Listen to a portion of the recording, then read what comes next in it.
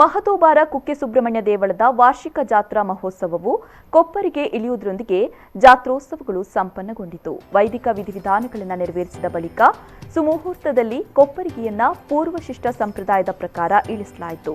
ಆ ಬಳಿಕ ದೇವಳದಲ್ಲಿ ಮಹಾ ಸಂಪ್ರೋಕ್ಷಣಾ ಹೋಮ ನೆರವೇರಿತು. ಉತ್ಸವದ ನಿಮಿತ್ತ ಮಧ್ಯಾಹ್ನದ ನಂತರ ದೇವಳದ ಹೊರಾಂಗಣದ ಸುತ್ತಲೂ ನೀರನ್ನ ತುಂಬಿಸಲಾಯಿತು.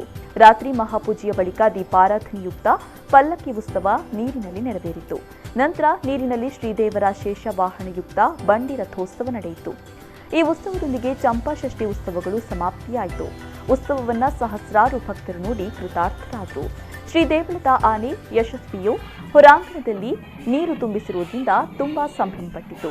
ನೀರಿನಲ್ಲಿ ಪುಟಾಣಿ ಮಕ್ಕಳು ಒಟ್ಟಿಯಾಗಿ ಆಟವಾಡಿದರು. ಈ ಸಂದರ್ಭದಲ್ಲಿ ದೇವಳದ ಆಡಳಿತಾಧಿಕಾರಿ ಮತ್ತು ಪುತ್ತೂರು ಉಪವಿಭಾಗದ ಸಹಾಯಕ ಆಯುಕ್ತರಾದ ಡಾ ಯತೀಶ್ ಉಳ್ಳಾರ್, ಕಾರ್ಯನಿರ್ವಹಣಾಧಿಕಾರಿ ನಿಂಗಯ್ಯ, ಸಹಾಯಕ ಕಾರ್ಯನಿರ್ವಹಣಾಧಿಕಾರಿ ಪುಷ್ಪಲತಾ, ದೇವಳದ ಅಭಿವೃದ್ಧಿ ಸಮಿತಿ ಸದಸ್ಯರಾದ ಮೋಹನ್ ರಾಮ್ ಶಿಲ್ಲಿ, ಪಿಜಿಎಸ್ಎನ್ ಪ್ರಸಾದ್, ಮನೋಹರ್ ರೈ ಕಡಬ, ಪ್ರಸನ್ನ ದರ್ಬೆ, ವನಜಾ ಪೀಠಟ್ ಸಹಸ್ರಾರು ಭಕ್ತರು ಉಪಸ್ಥಿತರಿದ್ದರು. ಇನ್ನು ಡಿಸೆಂಬರ್ 27ರಿಂದ ಸರ್ಪ ಸಂಸ್ಕಾರ ಸೇವೆಯು ಪುನರಾರಂಭಗೊಂಡಿದೆ.